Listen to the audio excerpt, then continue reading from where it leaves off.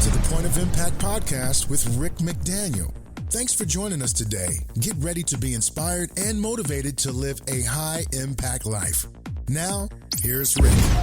Welcome to the Point of Impact podcast. I'm Rick McDaniel. It's great to have you joining us again today. And I've just gotten back from a trip, literally just gotten back, and wanted to get this podcast recorded so it could go out this week.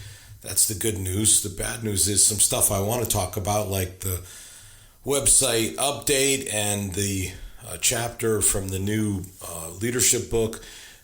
All of that stuff, I've not had an opportunity to talk to those folks and find out anything. I literally just got back and jumping in here to get this recording done of the podcast so you can have it this week. So I don't have the information that I wish I had to share with you. I will get all that information, I can assure you, this week, and in next week's episode I will have updates for you about exactly what's going on in those areas and things that you can look forward to seeing in the days to come. But again, just really wanted to get this podcast episode done, and the only way to get it done for this week was to just jump on it right upon returning. So I'm going to actually talk about an experience that I had while I was gone for this episode, because it really illustrates just something that I think is so powerful for anybody's life, and that is the willingness to act with courage, to be courageous, and to not let fear or whatever the risk is be so big that we're risk averse, but we're willing to do the things that we need to do. So that's what we're going to talk about today.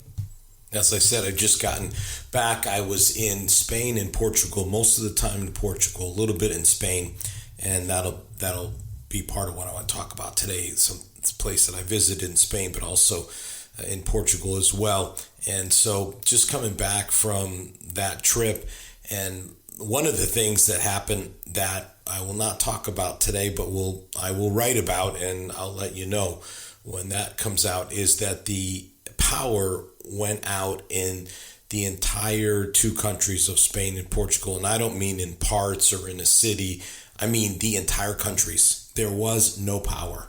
That was a bizarre experience and a wild experience, but that's one that will wait for another day. But it was certainly fascinating experience, because I've never even heard of an entire country losing power. That's just a very unusual, or even like in America, like a state. I've never heard of an entire state losing power. So it's very odd, very strange circumstance.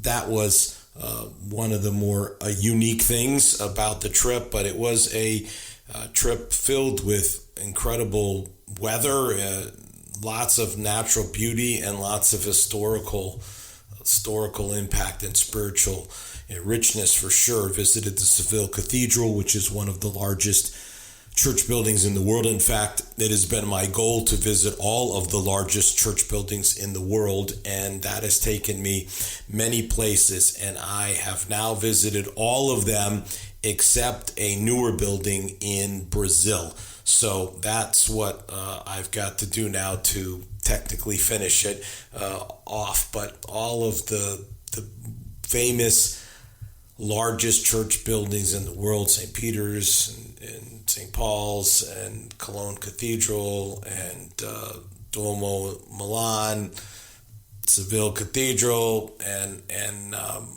on and on the list goes of the top, whatever, 6 or 7, 5 or 6, whatever it is. I've been to all of them, and this kind of completed that for me to be able to go to the Seville Cathedral. But one of the things that I did after I left Seville was to visit a place called Huelva in Spain, very close to the border with Portugal. And that is the spot where Christopher Columbus launched the Nina, the Pinta, and the Santa Maria. All the school kids have to learn that. Launched those 3 ships on his quest for what he thought was going to be Asia, and it turned out to be the Americas. By the way, the bones of Columbus are in that Seville Cathedral as well. So it was that visit to that site that I want to talk with you about today, and also a visit to a monument in Lisbon called the Monument to the Discoverers, the explorers from Portugal. And just want to talk about this idea of the courage to discover, having the courage to explore, to not just sort of settle in life, but to actually explore, and having the courage to take risks and do things that are demanding. Less demanding means less fulfilling. Courage is required to do big things. But man, the rewards are absolutely incredible. So let's just kind of explore a little bit. So this is like a museum, and it has has reproductions of all three of the ships from this place where they left to go, where Columbus left. There's a monastery located very close by. That's where he lived in preparation for this trip. But I just want you to think about, we're talking about over 500 years ago. I mean, just let that sink in. Like over 500 years ago, the end of the 1400s. I mean, just mind-boggling. You're still in the 1400s. 1492, Columbus sailed the blue. I don't know if you know these, but these are the sorts of things that I had to memorize in my young school days just a few years ago. This idea that the Nina, the Pinta, and the Santa Maria in Columbus, 1492, Columbus sailed the blue. I mean, it is just amazing to think about how long ago, and then to actually be in these ships and just see the size of the ships and recognize what it would be like to launch out from the southern coast of Spain and head out across the Atlantic Ocean. Just remarkable, absolutely remarkable, the courage it would take to do something like that. And yet that's exactly what Columbus did. Loaded up the ships. And again, just thinking about, how do you load up ships with enough provisions in your, we're not talking about refrigeration. We just try to get into a space of thinking, what would it be like that many years ago, for 530 years ago, to try to load up a ship with food and water that could get you all the way on that journey. I mean, I was in the ships, I saw the giant barrels that they had, and then you just think about the men that it took. It's just hard to believe that anybody would be willing to put themselves through that, in terms of the deprivation, the small quarters that you'd have to be in, the tiny boat on this giant ocean, and the courage that it would take to just say, yeah, we're going to go for it.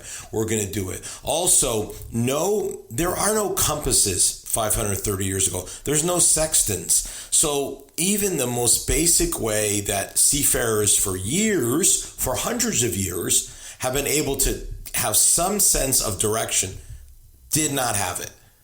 They're literally relying on the sun and the moon and their calculations to try to figure out where it is they should go and what it is they should do. So it is just a remarkable thing to think about what it takes to do something like that, to say, yeah. Now, you could say, well, people can be motivated by riches, that the opportunity for Columbus financially. Yeah, that's true. And there are scholars who believe that Columbus very much wanted to spread the Christian faith, and so that was a huge motivation for him as well. But regardless of what might be an underlying motivation, whether it is money, whether it is something much more altruistic, like sharing the gospel message, or whatever else it might be, just a spirit of adventure. The bottom line is it takes enormous courage to be able to do this. And that kind of courage is necessary in life. It isn't just for giant projects like sailing across the Atlantic Ocean. That courage dynamic is so important for all of us to be able to do the things that we need to do in our lives. We have to have the courage to take on the challenges that we face and understand and recognize that it's worth doing, that it's of value, that there are opportunities, and those opportunities require us to exercise courage in order to see those things done. You go back to the book of Joshua, chapter 1, verse 9, and this is what God says: "Have I not commanded you, be strong and courageous? Do not be afraid, do not be discouraged, for the Lord your God will be with you wherever you go." Be strong and courageous. Don't be afraid, do not be discouraged. God says, I'm with you. And that's really the message today that I just want to share with you, is you've got to be strong and courageous. Don't be afraid. Don't be discouraged. And by the way, discouraged, dis means loss of. So to be discouraged means you lose your courage. So that's another way to think about this whole courage thing, is, are you discouraged? Meaning, have you lost your courage? And you need to get your courage back. That God is with you. That God has a marvelous plan for your life. And what can stand in the way is fear. What can stand in the way is discouragement. What can stand in the way is anxiety, anxiousness, worry. And what overcomes that is practicing courage.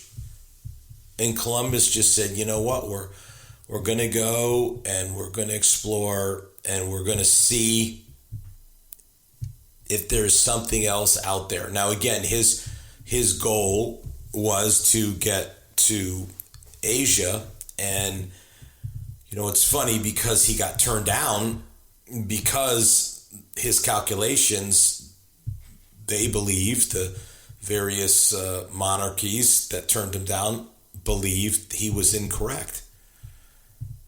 But Spain believed that even though his calculations might not be correct, that it was worth the risk of spending the money to see if there was more out there.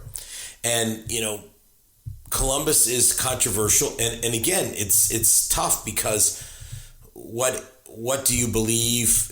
There was this guy that went to kind of help Columbus in the new world, and then he ended up claiming a lot of bad things that Columbus did. Columbus vehemently denied that those things happened.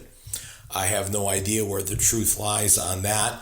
Some people, as you know, in America, renamed Columbus Day into just People's Day, to kind of say, hey, Columbus was not a good guy, what he did with enslaving people and all these things. That is a discussion, an exploration far beyond what I would want to talk about today. I just want to talk about the courage it took to just try, to just go out there and do it, and not necessarily about these other controversies. To be able to just say, I'm just going to head out into the wide ocean. I had a chance several days later, after visiting Huelva in Spain, to be in the westernmost point, Cabo de Roca, in Portugal, westernmost point, mainland Europe, and watch the sunset and just look out at that massive expanse, and looking out from those cliffs and realizing that over that horizon is America. Thousands of miles across that ocean is where I flew from. So to look at that ocean in the 21st century is daunting. In the 15th century, it's just amazing to think, yeah, I'm going to do it. I'm going to load it up and going to head out. And 5 weeks later, Columbus ends up landing in what is now the Bahamas. It's amazing. He never would have accomplished such a feat if he hadn't had the courage to try. And what's really impressive is Columbus had 3 more voyages. And again, the reward for that is that the District of Columbia, the District of Columbus, named after where our government in America is situated, named after him, had a holiday named after him, and some people certainly still would celebrate it. Some people of Italian heritage would be highly offended at the idea of not. Very proud of the Italian, even though it was sponsored by Spain. Columbus himself came from Genoa in Italy. And many of the names of places and islands and countries are names that were given by Columbus and exist to this day, 500 plus years later. Not to mention the term Indians, that's a term from Columbus. He's the one that came up with that. So you just think about what an impact he ended up having. Now you might say, well, why is America not called, like Columbia? Why is it called what it is? And most scholars think that it's because Columbus was hard-headed, prideful, whatever you want to call it, and didn't want to admit that he never made it to Asia. And so America ends up getting named after another person whose name was Amerigo. And so that's how we end up with America instead of Colombia. Of course, there is a Colombia, as you know, in Central America, South America. So anyway, little side note there. So then as I traveled from there, I came to the monument, and it is really cool, really special. I saw it from both the land and the water. The monument to the discoverers, and this is in Portugal.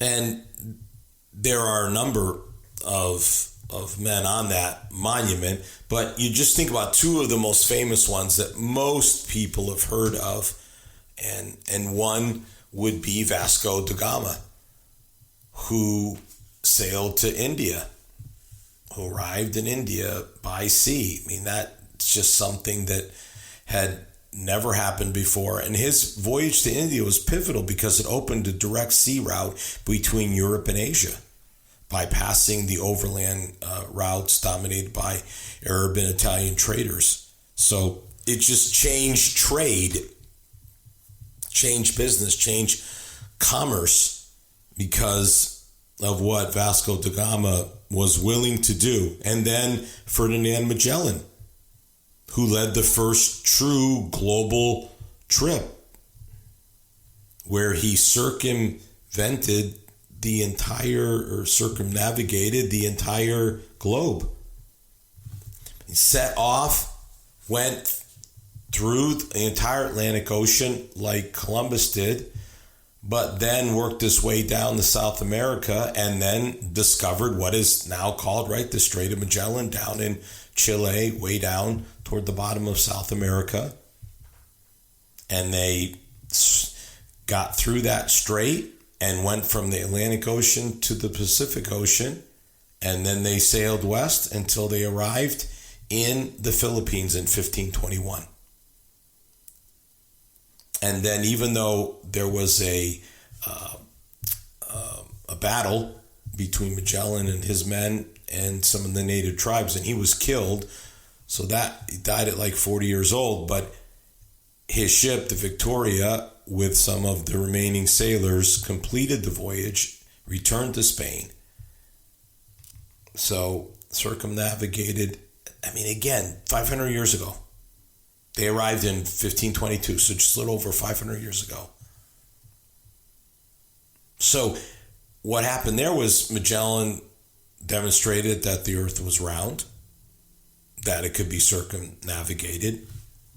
And so there's this incredible memorial right there, right on the water in Lisbon, monument to the discoverers, monument to these men like Vasco da Gama and Ferdinand Magellan, who had the courage to seek out unknown lands, who took the risk to discover what in fact was out there. You think about something like Magellan and the Straits of Magellan, and they're narrow, and so a lot of sailing ships would still go around the bottom of the Drake Passage, the bottom of South America. Very, very tricky sailing, but a lot of room to navigate, whereas the Straits of Magellan, not the same room.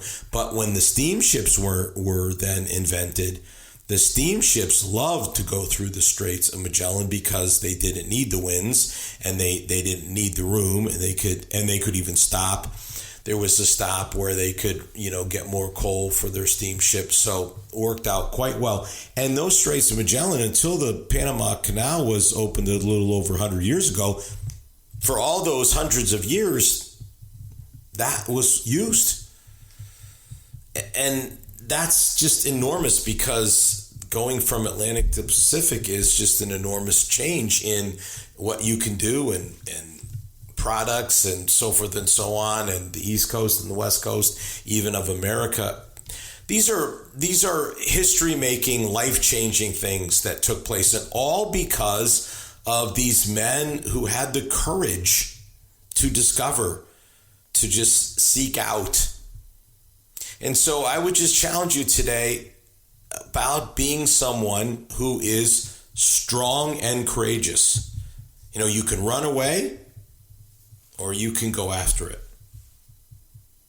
You can run to your destiny, chase after the God-ordained opportunities in your life, or you can shrink back from that. And I'm telling you, friends, the one and only life that you have is meant to be pursued.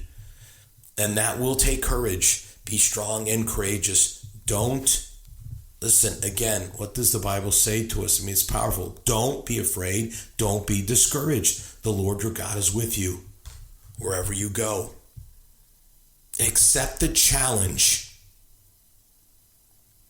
and have the courage to chase after whatever it is for you in your life. Whatever that is. Chase after it. Have the courage to chase after it. Have the courage to pursue it. Have the courage to say, I'm not going to just be stagnant.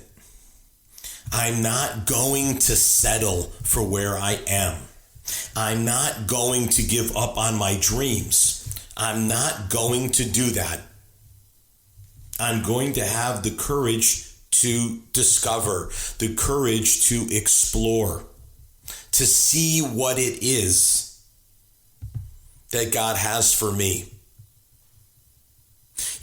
Just some thoughts, like maybe it's a God-sized dream that you are needing to pursue, and it takes courage to pursue it. Maybe it's something like it's an addiction, some kind of life-controlling problem, habit that you need to break.